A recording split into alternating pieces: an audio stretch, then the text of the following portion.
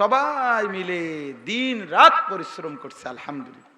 গতকালকে আমরা যখন আসছি কাকরায়, আমাদের সাথে মোট 63 জামাত, 950 আল্লাহর বান্দা আল্লাহর রাস্তায় এক চিল্লার জন্য বেরিয়েছে। বুঝছেন?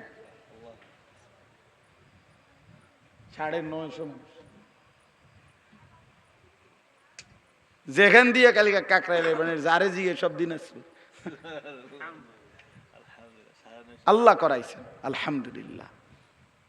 ও যে মুরব্বী আমাদের কারগুজারি শুনছেন, কাকরাইলের মুরব্বী, উনি 3-4 বার 5 বার জিগাইছে কয় জামাত, উনি এটা বুঝতেছেন এটা কি কয়। 63, আমরা বলতেছি 63। পরে আমাদের একজন মৌলানা সাহেব বলতেছে 60-এর উপরে 3, 60-এর উপরে 3 মানে বুঝানোর জন্য বলছি, তো উনি বুঝছে 63।